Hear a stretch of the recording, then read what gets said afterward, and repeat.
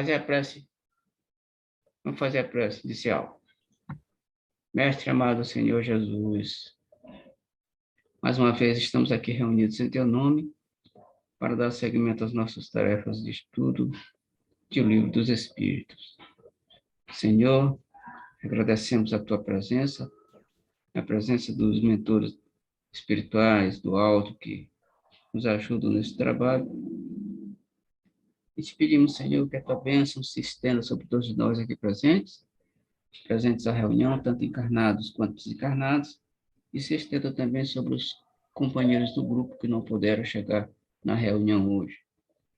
Tua bênção também se estenda sobre todo o planeta, Senhor, que está passando por uma fase bem complicada, e que nós esperamos que esta fase passe o mais rápido possível. Sendo assim, Senhor, nesse estado de paz, tranquilidade e harmonia, pedimos a permissão para iniciar os trabalhos de estudo e reflexão da noite de hoje, rogando que a tua paz permaneça conosco hoje, agora e sempre. Que assim seja. Que assim seja. Bom, o nosso subitem hoje é idiotismo e loucura. Não, nós já passamos daqui.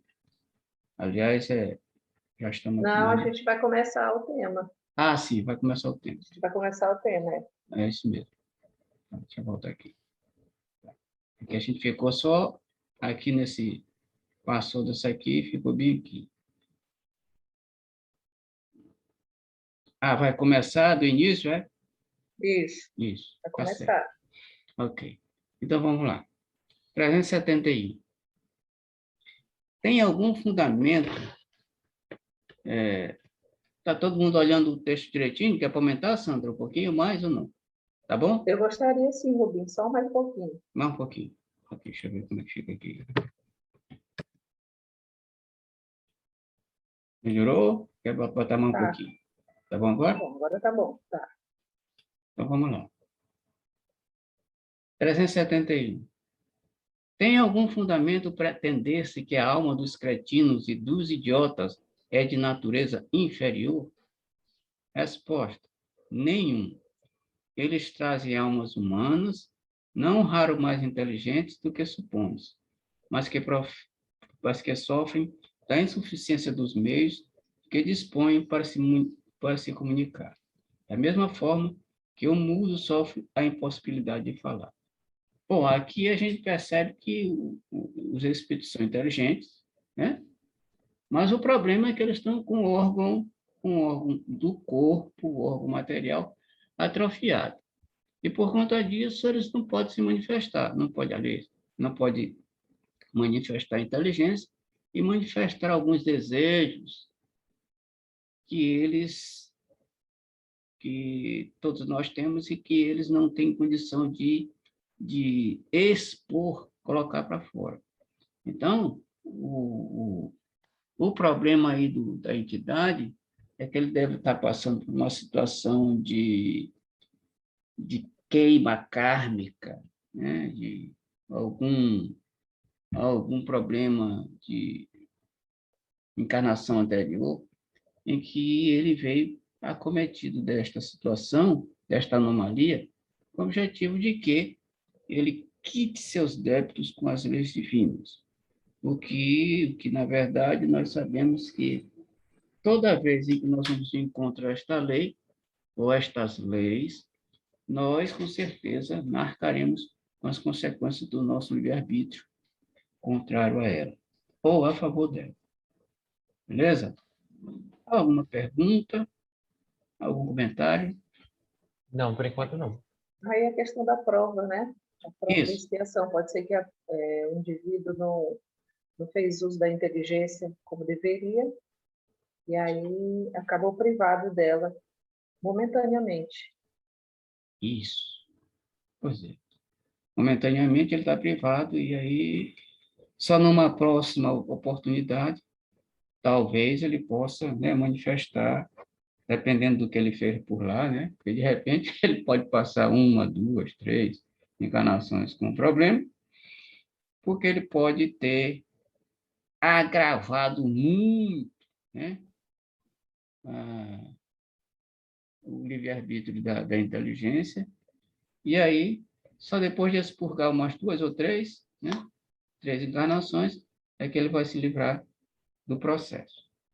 E aí, sim, ele pode se manifestar naturalmente e de forma bem mais tranquila. 372. Que objetivo visa a providência criando seres desgraçados como os cretinos e os idiotas? Resposta. Os que habitam corpos idiotas são espíritos sujeitos a uma punição.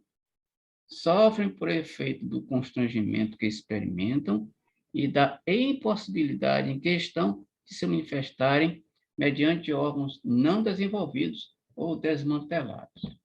Bom, aqui é só confirmando a questão anterior. Então, uma punição, né? Uma expiação em que o espírito está passando, justamente por conta, né, de problemas contra a lei divina no passado presente ou remoto, e que, por conta disso, eles tiveram que trazer os órgãos defeituosos, a fim de que eles passem, né, aprendam, a fim de que eles aprendam a respeitar o talento da inteligência, ou coisa parecida. Né? Aliás, todo o talento que a gente enterra, segundo a parábola, né, da parábola dos talentos, nós vamos ter que arcar depois, né, porque nós enterramos os talentos. Enterrar o talento é o quê? Usar de forma negativa o talento que nós recebemos. Se a gente tem a inteligência, que é um talento que nos é dado, e este talento, esta inteligência, nós usamos para o mal, ou seja, enterramos esse talento, nós vamos, de acordo com a parábola, sofrer as consequências do uso ou mau uso do talento que nós recebemos. Então, a recomendação é que a gente tome cuidado com os talentos que a gente tem, porque todos nós aqui presentes na reunião, nós temos vários. Nós não somos daqueles que recebemos só um talento, não. Nós recebemos 5, 10, 15, sei lá quanto. E aí, à medida que a gente vai vivendo, nós vamos usando esses talentos recebidos. E dependendo da forma de que a gente usa esses talentos, a gente pode sofrer ou não as consequências do livre-arbítrio do uso deles. Perguntas, comentários a mais? Também está claro. Está claro. Claro. 172A. Não há, pois, fundamento para dizer-se que os órgãos nada influem sobre as faculdades? Resposta. Nunca dissemos que os órgãos não têm influência. Tem ainda muito grande sobre a manifestação das faculdades, mas não são eles a origem destas. Aqui está a diferença. Um músico excelente, com um instrumento defeituoso, não dará a ouvir boa música, porque não fará que deixe de ser bom músico. A gente, inclusive, falou na reunião passada, né, Sam? Se um excelente instrumentista pega um piano, que o piano está com um problema, está com algum defeito, por mais que ele queira expressar na excelência da música, a perfeição da música, ele não vai conseguir, porque o piano, né, ou o instrumento musical, tem algum defeito impedindo que ele manifeste o seu talento de forma adequada. Então, a mesma coisa acontece com o órgão defeituoso nosso, em que o instrumentista usou negativamente, né, este talento, e aí vem uma encarnação com um órgão defeituoso, sem poder usá-lo adequadamente. Então, o espírito, por si só, ele nunca vai perder o talento. O espírito, por si só, o espírito Sim. Desencarnado, ele Sim. nunca vai perder os talentos que ele tem, que ele adquiriu. Não, nunca vai perder. Todos os talentos eles conservam. Aliás, Sandra, Nós somos como um computador. É a mesma coisa? Como um computador. O computador a gente vai armazenando nele, vai armazenando, né? Dados, vai armazenando dados, vai armazenando dados, vai armazenando dados. E aí, esses dados ficam lá. Na hora que a gente quiser acessar, a gente vai lá, faz uma pesquisa aqui no pesquisador do computador, e a gente acessa o programa que está armazenado lá desde muito tempo. Assim também ocorre conosco, no espírito. O espírito vai acumulando conhecimentos, positivos e negativos. Olha só, vai acumulando positivos e negativos, vai acumulando positivos e negativos, e isso vai ficando lá. É patrimônio do espírito. Ou seja, aquilo que você adquiriu, você nunca vai perder. Até as coisas negativas que nós fizemos, vai ficar lá. Só que, à medida em que nós vamos evoluindo, estas coisas negativas que nós praticamos anterior não vão mais influenciar de forma negativa a nossa caminhada. Mas está lá, porque na hora que a gente precisar, a gente vai lá no fundo da memória, lá no baú da memória, e tira lá aqueles conhecimentos que estão lá. Por exemplo, imagina que Emmanuel teve 50 encarnações. Supondo, 50 encarnações. E aí, na última encarnação, ele está bastante evoluído, como a gente sabe. Mas aí, o que acontece? Ele precisa escrever um livro através do Chico, de uma encarnação da 15ª encarnação. E na 15ª encarnação, ele praticou um monte de maldades. E aí ele vai lá no fundo do consciente, ou do subconsciente, pega esses conhecimentos que estão lá armazenados para poder escrever, através do Chico, aqueles episódios em que ele era perverso, vamos supor. Mas está tudo lá. Todas as experiências que nós passamos, positivas ou negativas, vão ficar lá guardadas. São nossos tesouros. Nossos tesouros. Fica como uma espécie de acervo. Um acervo, isso, o nosso acervo pessoal. No caso dos defeitos, por mais que a gente não... que a gente tenha superado. Sim, mas fica lá. Sim, mas fica lá, né? Supera, não prejudica, mas fica lá, porque uma hora, se precisar, para ensinamento, para expor, para mostrar alguma coisa, está tudo lá.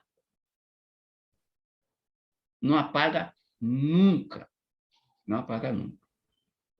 É a mesma coisa que, por exemplo, a gente tem um computador, vai armazenando, aí depois resolve apagar tudo. Apaga tudo. A gente apaga tudo da memória, mas tem um programinha que a gente usa, que mesmo que apagou tudo, a gente pode recuperar o que estava lá. Ou seja, não tem jeito, fica lá gravado. Beleza? Alguma pergunta? Algum comentário a mais? Não, por enquanto não. Não, beleza. Comentários de Kardec sobre aquela questão anterior. Importa se distinga o estado normal do estado patológico. No primeiro, o moral vence os obstáculos que a matéria lhe impõe. Há, porém, casos em que a matéria oferece tal resistência que as manifestações anímicas ficam obstadas ou desnaturadas, como nos idiotismos da loucura. São casos patológicos e não gozando nesse estado a alma de toda a sua liberdade, a própria lei humana a isenta da responsabilidade de seus atos. Bom, o camarada é idiota, louco ou idiota, ele pode fazer coisas que a lei humana não pode condená-lo, porque ele tem problemas mentais, e por problemas mentais ele não sabe o que está fazendo. Essa explicação que ele está dando com relação à questão anterior. Agora, dependendo de quando ele sai daqui. Por exemplo, ele fez uma besteira, sendo idiota ou louco, ele vai para o plano espiritual, dependendo da sua consciência, depois de largar esse corpo defeituoso, ele pode, né, ter alguma consequência com relação àquilo que foi praticado. Porque mesmo o idiota e louco, ele foi de encontro à lei divina. E a lei divina deve cobrar, de alguma forma, aquilo. Mas aí ele não Sim. tem o atenuante de que ele não sabia o que estava fazendo? Isso. Porque ele não tem a consciência dele, não está ali. Porque ele tem o problema. Então, ele, em tese, ele não deveria ser responsabilizado. Isso. Mas aí, olha só, em tese, tanto é que a lei humana não responsabiliza. Mas,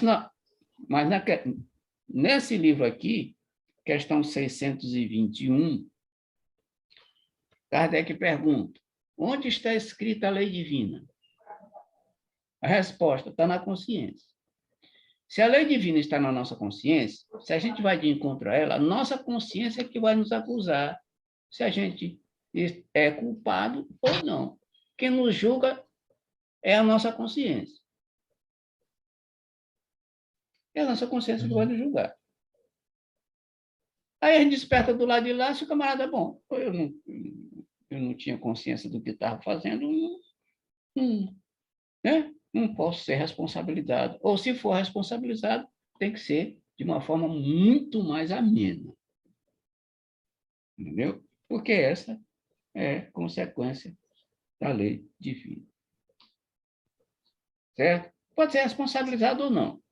Tá, Sandra? Isso vai depender aí da consciência dele, né? Logicamente, dos seus mentores espirituais com relação ao próximo programa reencarnatório, é que vai dizer para ele, olha, meu irmão, tal, tal, tal, tu fez isso, mas não estava consciente, tal, tal, tal. É outra história. Mas se ele mesmo... Porque, olha só, Sandra, tem coisas que a gente diz assim, pô, o que a gente fez de mal? E fica preocupado. Eu não tenho... Porque fica tão Eu não fiz o que eu preocupado. quis, eu não tive Pois intenção. não tive intenção. Etc. Quer ver uma coisa? Lá aqui, futebol. Quando a gente está assistindo um jogo de futebol, um camarada faz a falta em outro, faz a falta, mesmo sem intenção, é falta.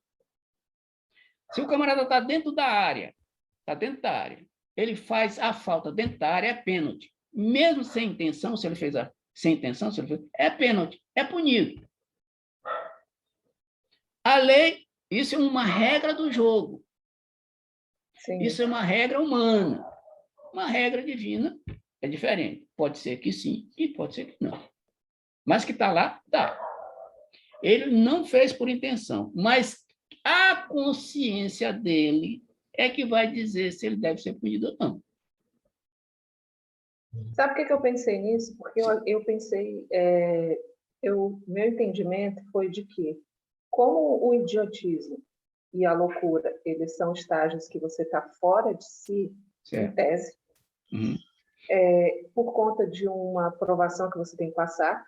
Nesse período de provação, você não teria acesso à sua consciência, ou seja, não estaria fazendo as coisas de modo intencional. Certo. Até porque você não teria ferramentas para ter acesso, para fazer as coisas de forma consciente.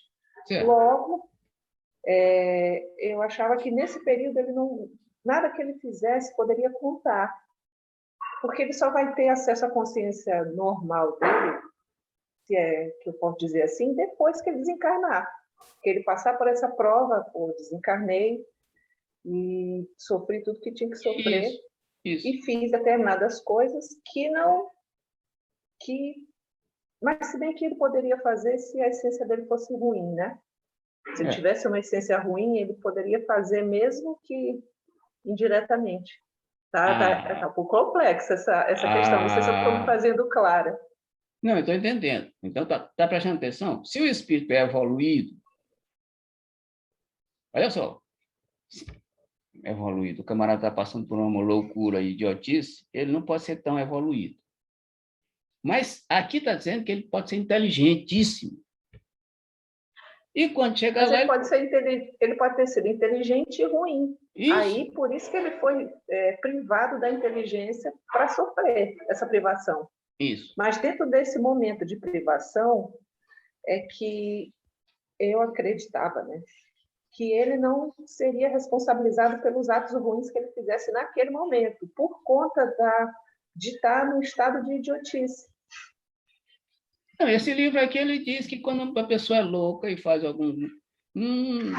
não é penalizado. Sandra, nós vamos passar. Né? Porque aí, como está dizendo, a avaliação dele vai ser pós essa encarnação. Quando ele tiver consciente. Quando ele recobrar a consciência normal que ele tinha antes. Isso, quando ele tiver consciência. Eu adoro essas discussões. Tá. A gente viaja. Viaja. Então, olha só uma coisa interessante. A gente fez uma coisa sem querer, uma coisa que não foi boa, mas fez sem querer, mas mesmo assim, de vez em quando, não, eu fiz sem querer, mas fica aquilo perturbando a cabeça. Eu fiz sem querer e tal. Ou seja, você está inconsciente daquilo que você fez. Depois é que você reconhece, bom, espera aí. Aí, às vezes, você nem sabe, alguém que desperta você e diz, você fez isso assim, assim, assim, assim, assim. Aí a gente, para aí, mas eu não fiz tanto, estava nem sabendo. Aí, quando a gente sabe que fez, mesmo sem saber, a gente começa a ficar reflexionando. Ou seja, a consciência já nos acusa, mesmo feito aquilo sem perceber e inconsciente, a gente é acusado pela nossa consciência. Eu estava achando que no momento de idiotice isso não se aplicaria. Foi essa que é a minha dúvida. Não. Que essa auto-reflexão não se aplicasse no momento da idiotice. Mas agora eu já compreendi. Entendeu, né? Uhum. Beleza. Alguma pergunta, Sérgio? Não. Tranquilo? Não, por enquanto não. Tranquilo. Então vamos lá. 373. Qual será o mérito da existência de seres que, como os cretinos e os idiotas, não podendo fazer o bem nem o mal, se acham incapacitados de progredir? Resposta. É uma expiação decorrente do abuso que fizeram de certas faculdades. É um estacionamento temporário. Ou seja, a pessoa não faz o bem, não faz o mal, porque está totalmente inconsciente, mas ele está passando por esse período uma expiação.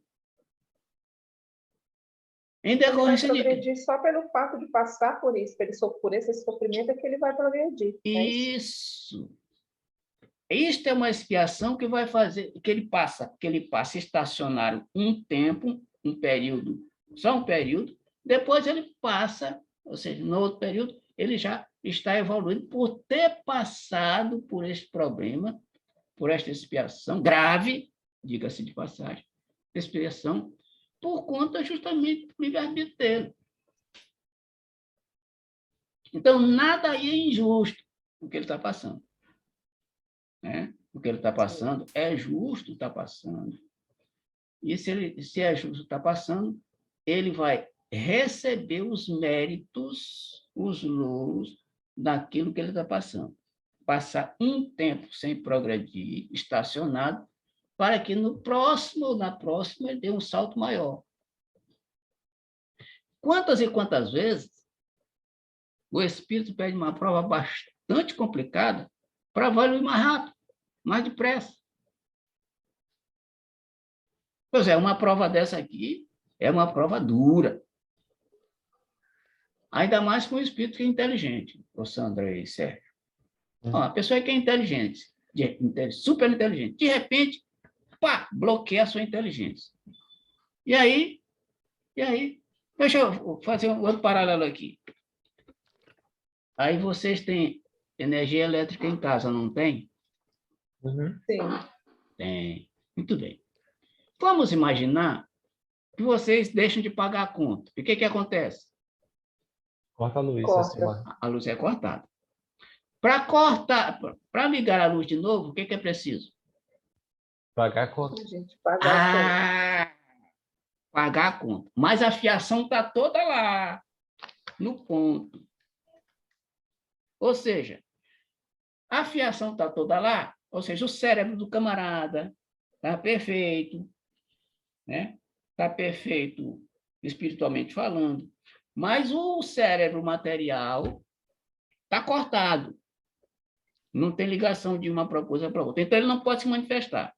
Então, quando a nossa luz está cortada, não pode haver iluminação na casa. Estão percebendo aqui a coisa? Então, para que a luz volte, é necessário o quê? Como o Sérgio falou, pagar a conta. O que significa pagar a conta? Expiar o abuso que nós fizemos na encarnação anterior. Aí pagou a conta, aí volta a energia, a casa fica iluminada e o camarada volta a raciocinar e a sua inteligência volta a ser usada normalmente. Beleza?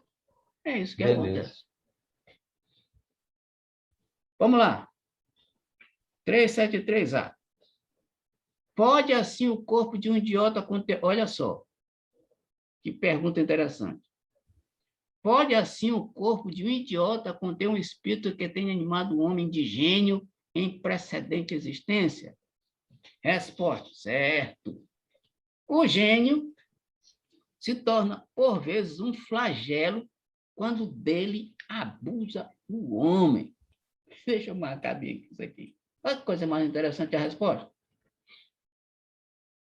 Quantos e quantos homens inteligentes passaram por esta terra, mas usaram a inteligência de forma negativa, capaz de se tornar um flagelo para a humanidade? Exemplo, nós temos aos montes. E um dos principais é Hitler. O camarada tinha um dom da palavra. Tinha um dom da palavra. Arrastava multidões com a sua palavra, mas essa palavra foi usada para dizimar a humanidade. Um cara desse, que usou o dom da palavra para o mal, deve passar quanto tempo como idiota e louco? Sabe lá Deus quanto tempo. Sabe lá Deus quanto tempo. Então, o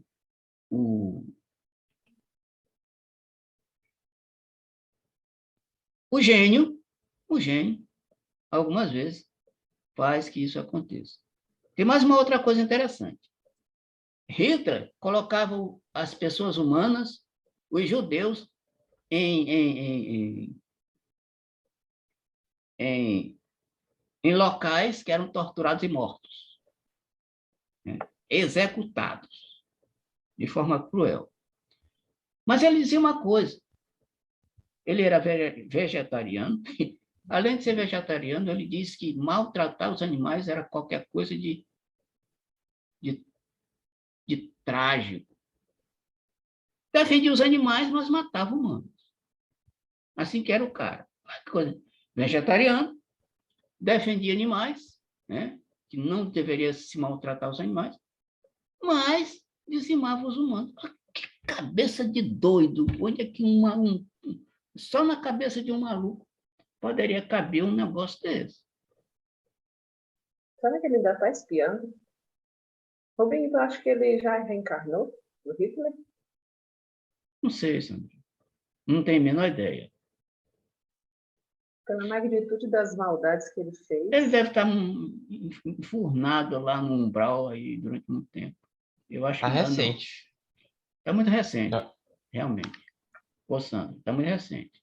Até porque, olha só, às vezes a gente sai do corpo, vai para o plano espiritual, passa lá 100 anos para voltar. 150. Tem gente que não quer nem voltar, fica 300, 400 anos. Mas uma hora tem que voltar. O camarada desse deve estar lá do lado de lá inconsciente, totalmente inconsciente. Idiotismo e loucura do lado de lá. Eu só imaginando.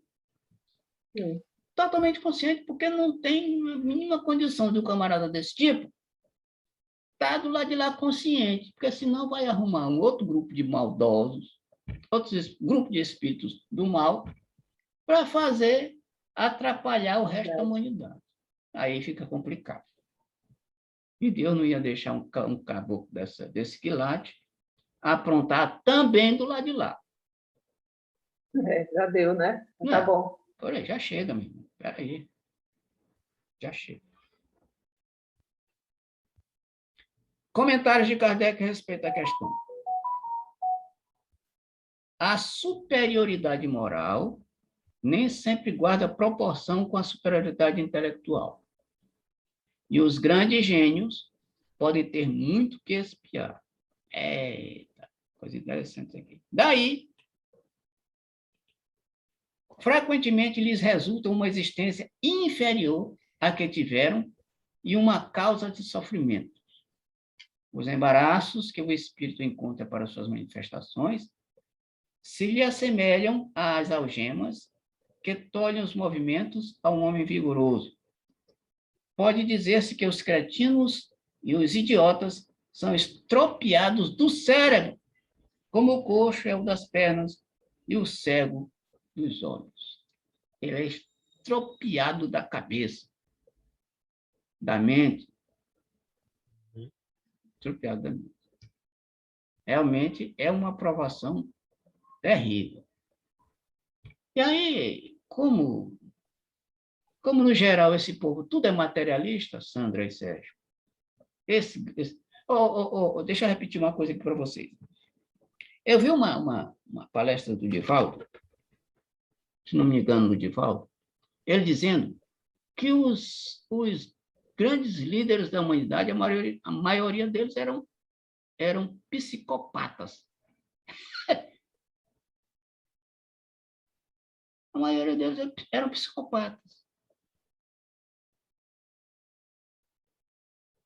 E a maioria também eram materialistas.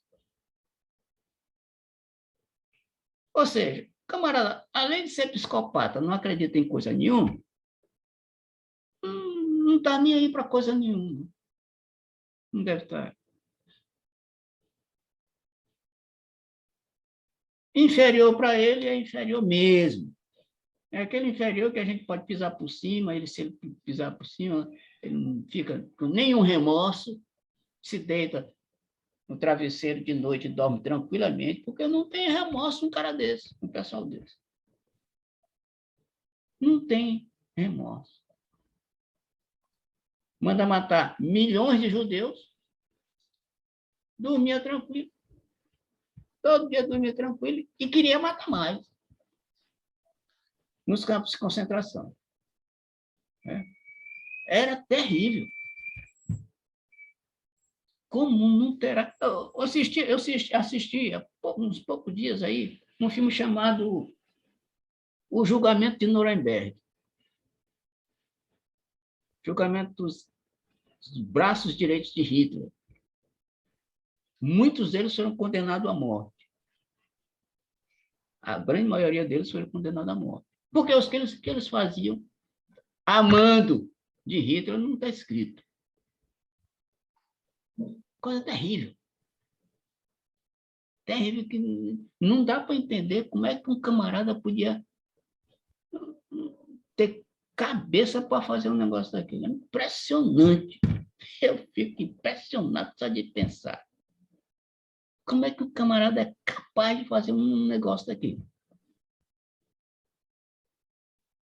Terrível. Comentários? Perguntas? Não, está bem claro. Tá bem claro. 374. Na condição de espírito livre, tem o idiota consciência do seu estado mental? Resposta. Frequentemente tem.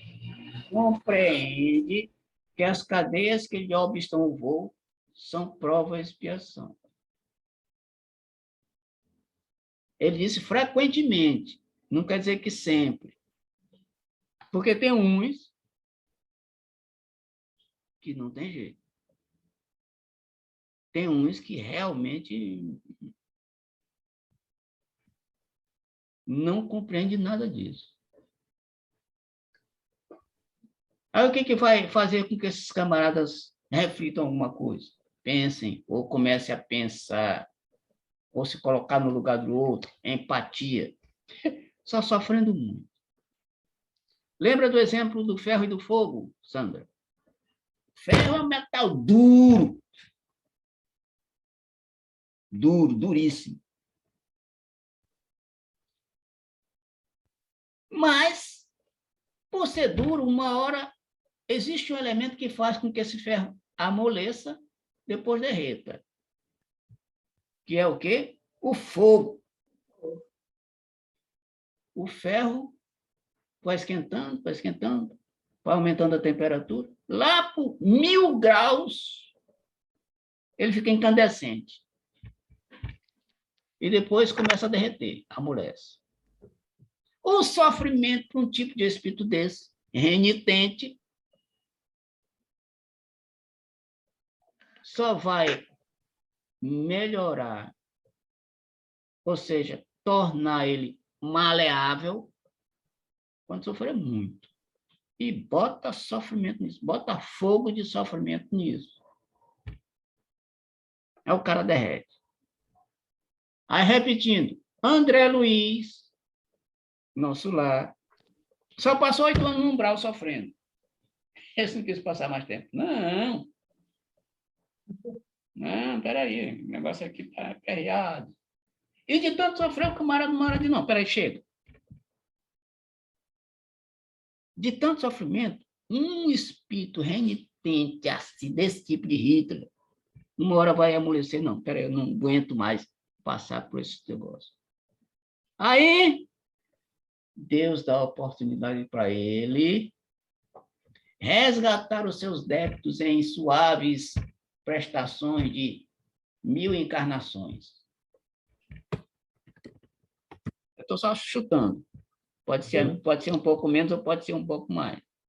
Já imaginaram 1000 encarnações passando por uma provação desse tipo aqui?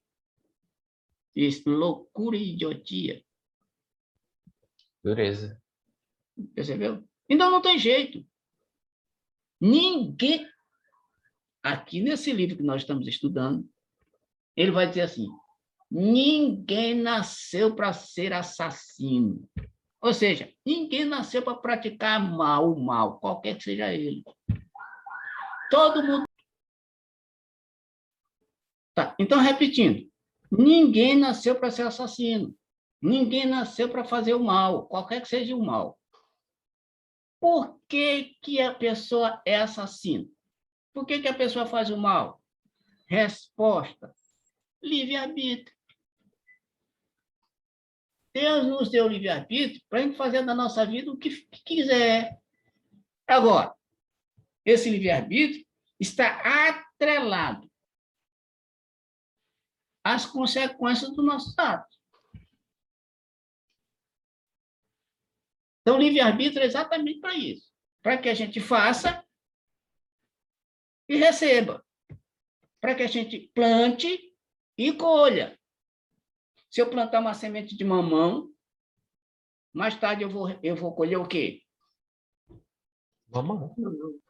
Não só posso colher mamão, lógico. Se eu planto o mal, é outra sementinha, mais tarde eu vou colher o quê? O mal. Isso é consequência da lei. É lei de retorno. Tudo que você faz, você colhe. Tudo que você planta, você colhe. É a lei de retorno.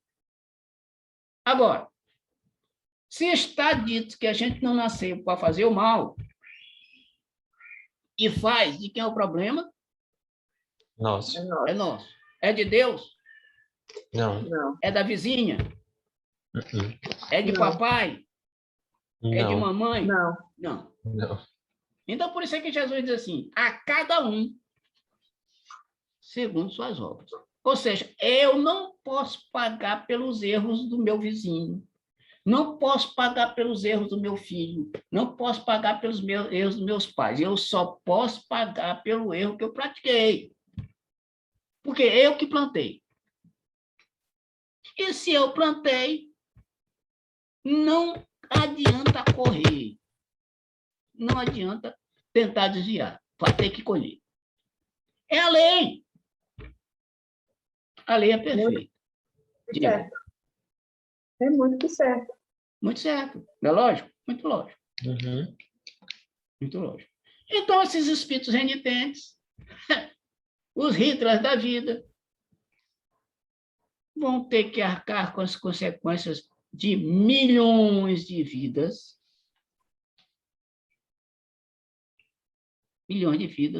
que ceifaram.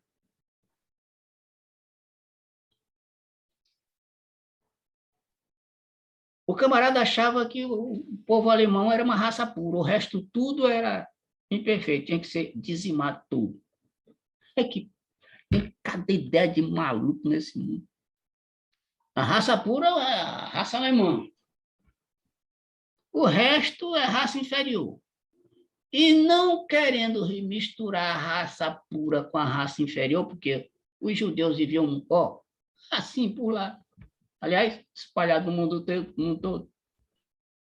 O que aconteceu? Não, isso aqui é inferior. Se é inferior, é pior do que rato. E rato e barata, a gente mata. É a mesma coisa para ele. Era como se fossem animais. Rato, barata, pernilongo, essas coisas. Então, esses bichinhos matam-se. E para eles, os judeus, eram animais inferiores. Animais inferiores.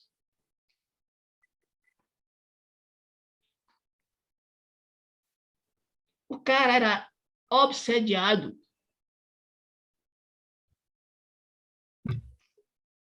O cara... Por legiões, né? Eu imagino as legiões de legiões.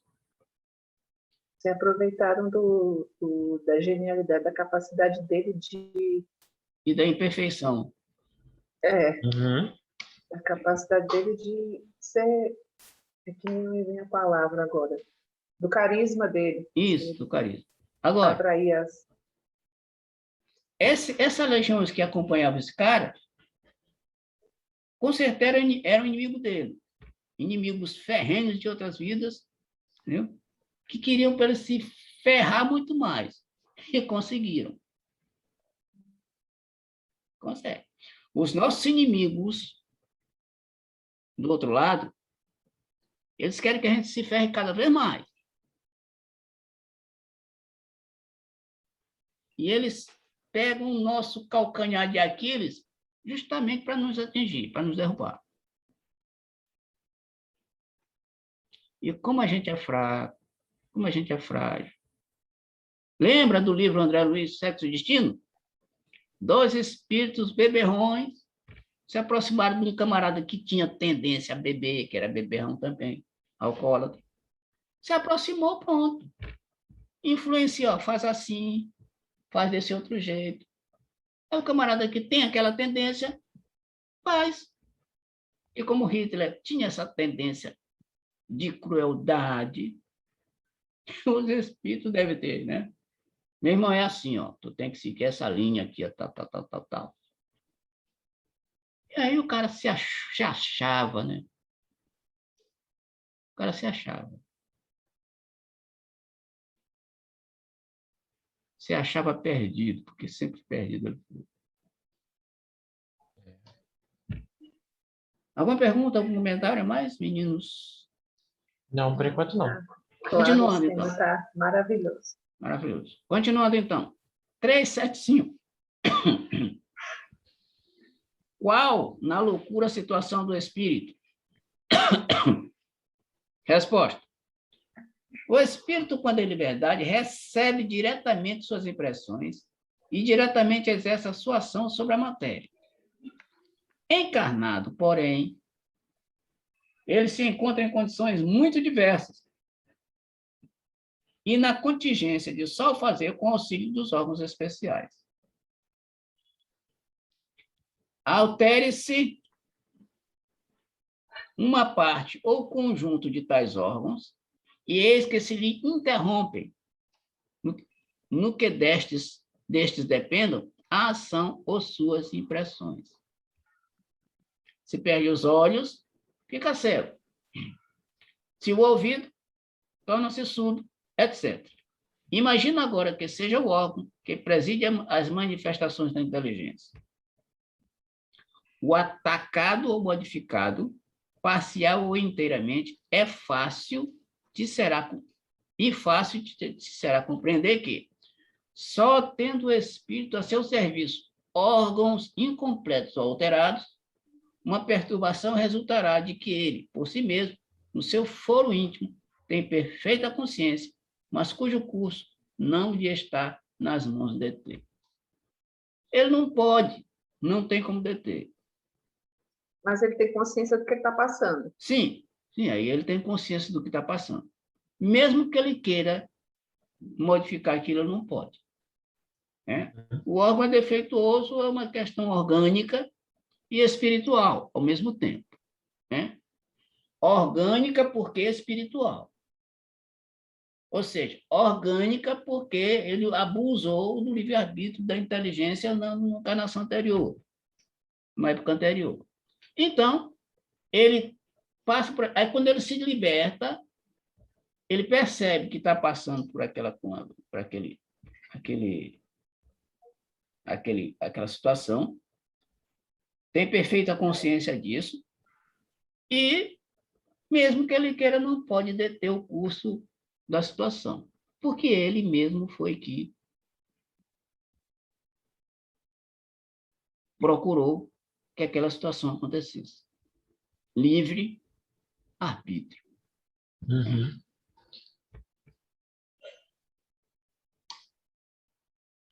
375A.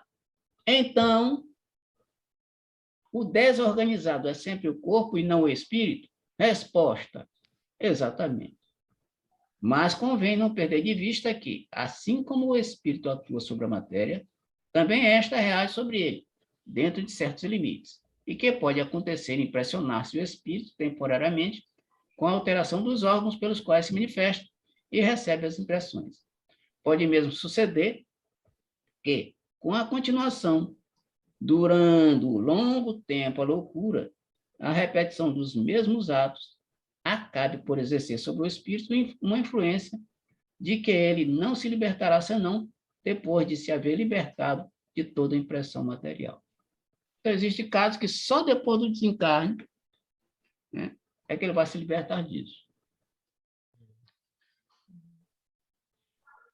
Realmente. E aí ele já vai ter cumprido a prova. Aí ele já vai só se liberta quando ele ter cumprido a prova. Isso se a prova for só uma encarnação, né, Sandra? Como a gente falou anteriormente.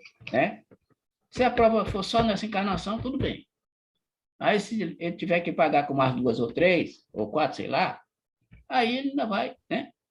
A impressão ainda vai ficar mais terrível. Ou seja, quanto mais grave for a situação, mais grave será ele passar por uma situação desse tipo. A questão, qual é a questão? Como eu disse anteriormente, no geral, esse povo é todo materialista, não acredita em nada. E se não acredita em nada, não está nem aí para coisa nenhuma. E esta é a grande problema. Porque, às vezes, o espírito desenvolve só um lado, porque para o espírito evoluir precisa de 2 asas, né? A asa da inteligência e a asa do sentimento, o amor. Desenvolve muito o sentimento, aliás, a inteligência, e o sentimento está lá embaixo, aí fica difícil ele subir. Aí, para subir, vai ter que passar por uma situação desse tipo, ou coisa pior, a fim de que ele comece a amolecer o sentimento que é duro, coração duro, de ferro. Aí precisa um fogozinho de 1000 graus para poder amolecer esse coração. Fogo de 1000 graus nada mais é do que muito sofrimento. Aliás, quando Jesus estava sendo batizado no Rio Jordão, em que Jesus se aproximou para ser batizado por ele, ele dizia assim: eu vos batizo com água, Mas aquele que vem após mim vai vos batizar com fogo e com o Espírito Santo. Que fogo, batismo de fogo é esse? É o fogo do sofrimento. Depois de passar pelo fogo do sofrimento, bastante alterado em graus, esse fogo do sofrimento, aí chega o batismo do Espírito Santo. Ou seja, a gente já está limpo, depois do fogo do sofrimento, limpo. Aí, o batismo do Espírito Santo, o que é? Aí nós estamos livres e envolvidos pelo Espírito Santo, que são todos os mentores do bem e do alto nos acompanhando na nossa jornada. Batismo do fogo. E batismo do Espírito Santo. Ou seja, todos a felicidade do mundo superior estará em nossa volta. Este é o batismo do Espírito Santo. Nós teremos assistido pelo conjunto de espíritos de escola iluminados, chamado conjunto de espíritos iluminados, o Espírito Santo, que vão nos assessorar a partir daí. A gente passa pelo batismo da água, que é apenas um símbolo. Depois vai ter que passar pelo batismo do fogo e, em seguida, o batismo do Espírito Santo. Aí sim nós já estaremos, né, evoluídos o suficiente para sermos envolvidos pelos mentores do alto escalão espiritual da Companhia de Jesus, do povo de Jesus. Não será uma maravilha? Sim, haja tempo para isso. Haja tempo. Mas a gente chega lá. Um dia a gente chega lá. A gente chega lá. E, por quanto, me lembrei também do Paulo de Tarso. Saiu para perseguir Ananias. Quando chegou às portas de Damasco, Cristo, depois de morto, olha só, Jesus, depois de morto, aparece para ele com uma luminosidade maior do que a do sol.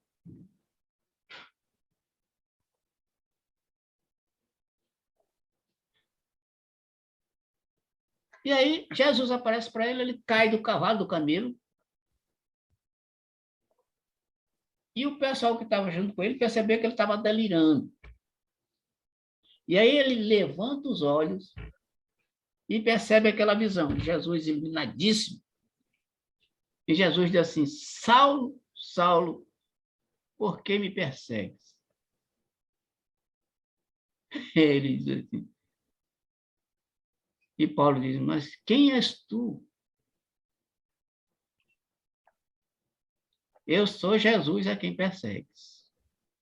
E aquela visão foi tão intensa para Saulo de Tarso, que fez uma reviravolta no interior dele tão grande, que a partir dali ele mudou, se transformou no outro. Olha só, imagine Jesus se apresentando com aquela luminosidade toda diante de nós três aqui.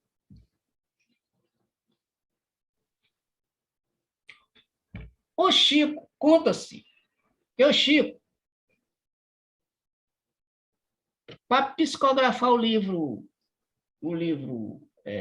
Paulo e Estevão, Emmanuel teve que tirar Chico do corpo, levar ele até a época deste acontecimento, ou dos acontecimentos da história do livro. Quem já leu Paulo e Estevão aí? Não, nunca li. Não, pois é. Pegou Chico e levava o Chico até a época dos acontecimentos da história. O livro é bem volumoso. 500 e poucas, quase 600 páginas, 600 e pouco, cara. Paulo Estevão. Tirou o Chico do corpo e levou para presenciar esta cena. E a história que conta é que o Chico, ao presenciar essa cena de Saulo de Tarso, chorou emocionado com a cena. Estava presenciando a cena, como se ele estivesse diante no filme. Mas na cena real, no dia e na hora que aconteceu o fato.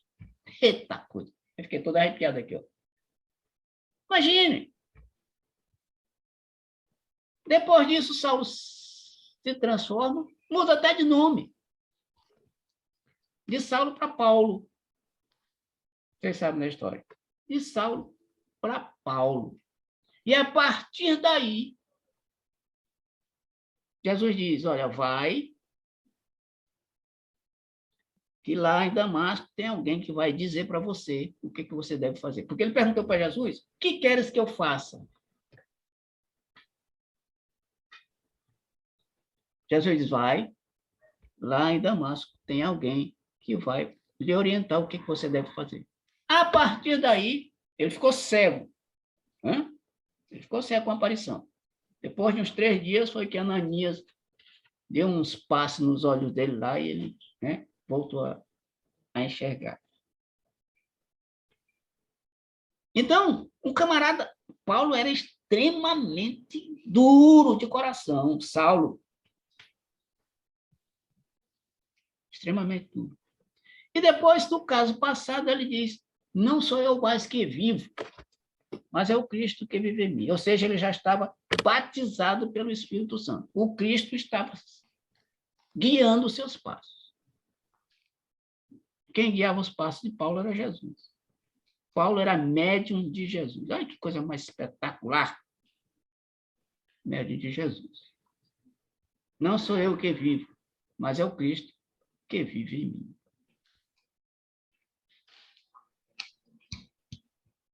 Algum comentário?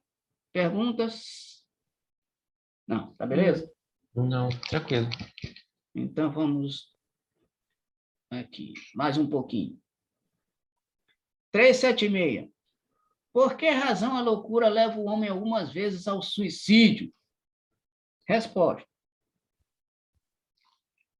O espírito sofre pelo constrangimento em que se acha e pela impossibilidade em que se vê de manifestar-se livremente, donde procurar na morte o meio de quebrar seus grilhões.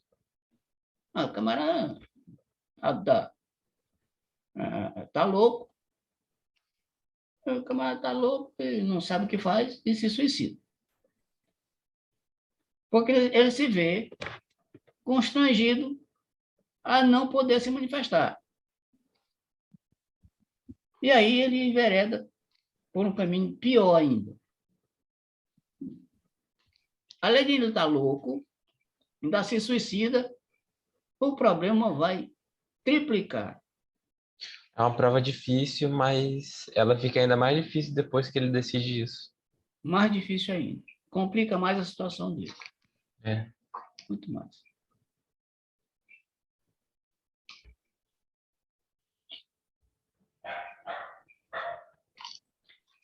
(377) Depois da morte, o espírito do alienado se ressente do desarranjo de suas faculdades? Resposta.